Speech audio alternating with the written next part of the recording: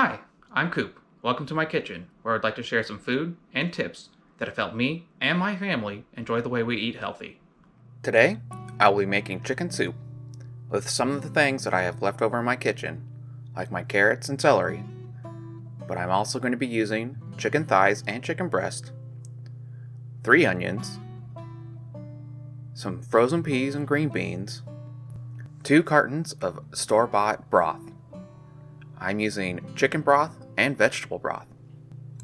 For my ingredients that are looking a little rough, I'll be cleaning them up before I put them into the soup. I'm going to season the soup for a warm and herby flavor.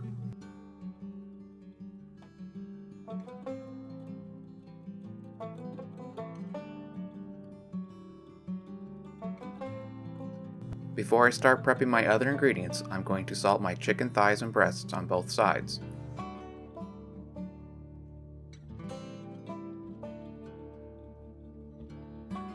For my vegetables, I'm going to be using raw and frozen ingredients that haven't been used yet, and some are a little bit worse for the wear. So I have a handful of carrots, a full stalk of celery, 3 onions, frozen peas and green beans. I have 203 grams of peas, which was the last of my frozen bag, and 454 grams, or about a pound, of frozen green beans. My carrots are looking a little rough, so I'm going to take care of them. First by cutting off the top, and then the bottom if it looks really bad. And I'm going to peel into my bowl, and I'm going to use this bowl as my trash bowl to make sure that I can keep my board clean, as well as the surrounding area. Once it's peeled, I'm going to cut the carrots into smaller segments. Once I've cut them into smaller segments, I'm going to cut them in half lengthwise. Cutting them into smaller segments makes it easier to cut them in half.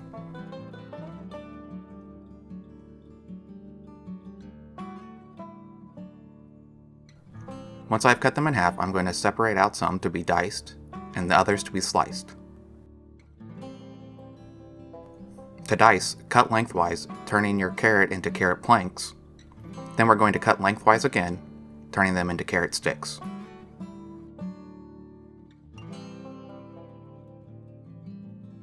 To complete the dice, cut across the sticks down the length of them.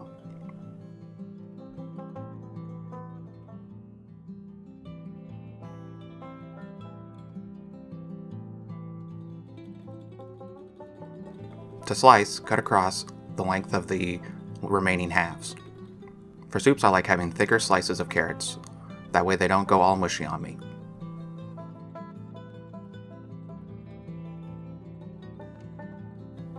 The carrots weighed 367 grams, which is about 13 ounces. To slice my celery, first I'm going to cut off the bottom where they all connect, turning them into individual stalks. I'm separating the leaves from the stalks that will be sliced because I'm going to use them later as an herb.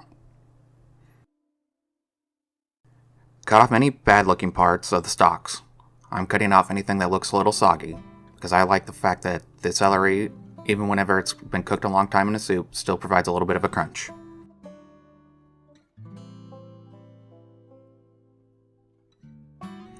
To slice, cut across down the length of the stalks. I'm weighing as I go, just so that I have enough room on my cutting board.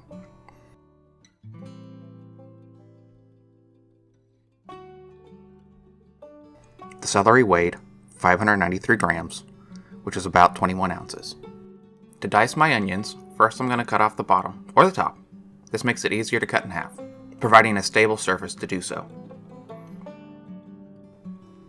Once you've cut them in half, go ahead and peel. It's alright if you peel off more than the first layer.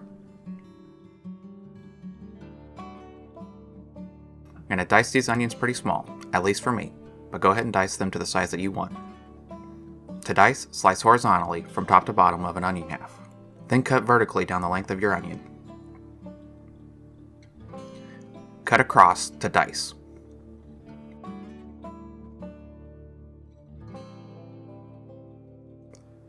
When dicing more than one onion, it's faster to perform your horizontal slices and vertical cuts before dicing everything. The onions weighed 590 grams, which is about 21 ounces. For the full recipe and the calories of the ingredients, please check the description.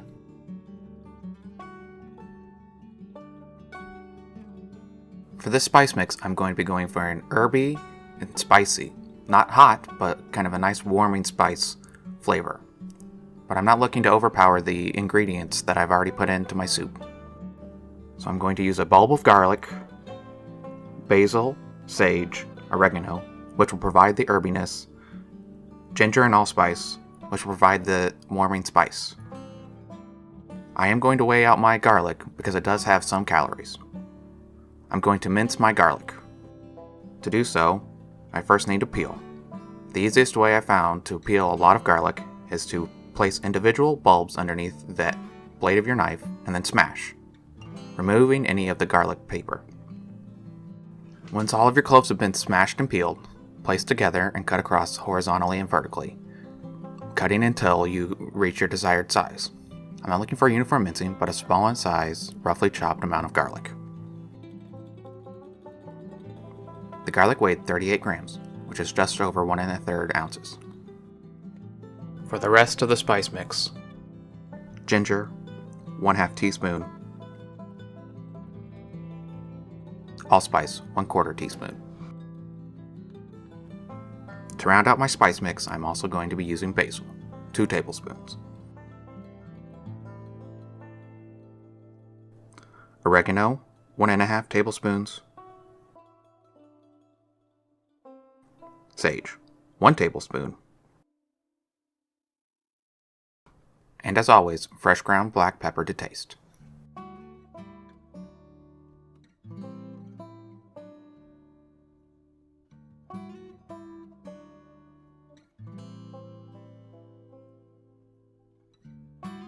Over medium-high heat, if you're using a large stock pot like I am, heat up 3 tablespoons of olive oil.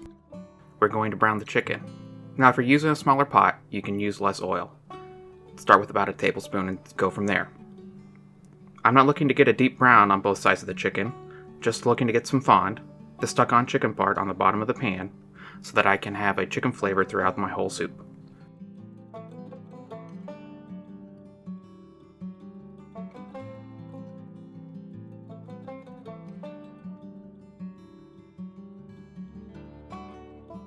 Once you have browned both the chicken thighs and breasts, remove and set to the side. The chicken will not be cooked through, which is alright.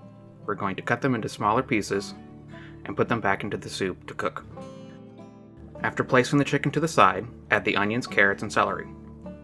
Stir and use the water released by the vegetables to scrape up the fond from the bottom of the pot. You want to make sure that you get all the fond scraped up before it burns.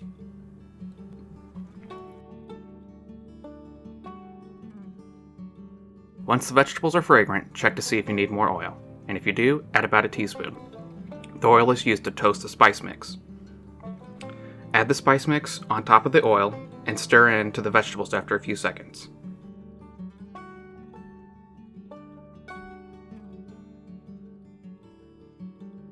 Then add the broth or water to keep things from burning.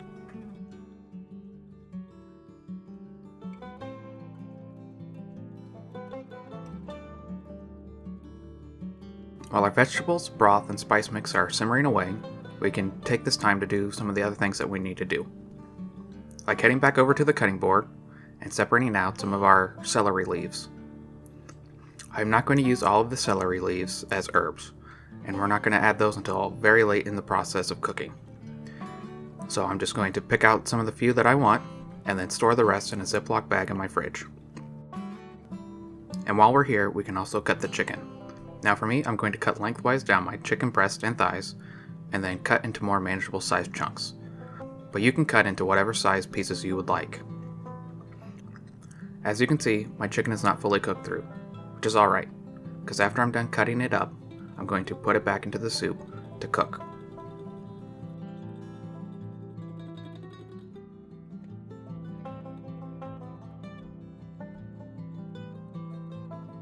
Now make sure to wash your hands after handling raw or undercooked chicken.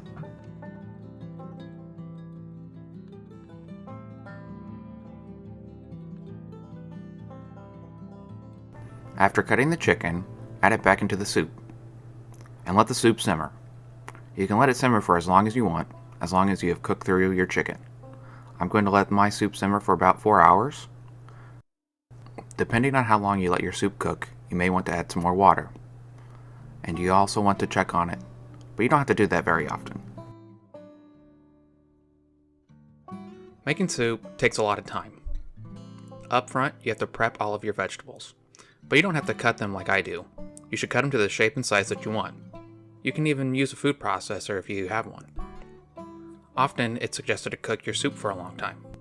But the good part about that is that you can sit and let it go if you have the time, and you don't have to check on it very often. And if you don't have the time, you really only have to let it go until everything is cooked through. When you think you're about done letting your soup cook, now's the time to add your frozen vegetables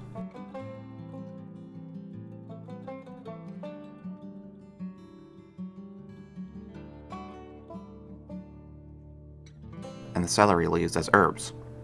Let the soup simmer until the chicken is cooked and everything is warmed through. Since making soup does take a lot of time, I like making a very big batch. This recipe made enough soup for 4 people's dinners for 2 nights, plus a little bit extra for any lunches. I find that soup tastes better the next day, so I make it the night before, and store it in the fridge. And then whenever I'm ready to have my soup, I heat it up again. Now that my soup has cooled, I'm ready to get the best weight measurement possible, as the steam released changes the final weight of the dish. Now I've previously weighed my stock pot, so I'm going to take the total weight and subtract out the weight of the pot to have the weight of my final dish, which is 9,293 grams, which is just shy of 328 ounces. So to get our calories per weight unit, I'm going to divide the about 2,752 total calories in our soup divided by our grams or ounces. Doing that gives us about 0.3 calories per gram, or about 8.4 calories per ounce. Now my bowl has 243 grams, which is about 8.6 ounces, which would be 72 calories. Now your meal is ready to be served. Thanks for stopping by. Please feel free to like, subscribe, and comment. You can check out my Instagram at n_coops_kitchen. Now go make some great tasting food.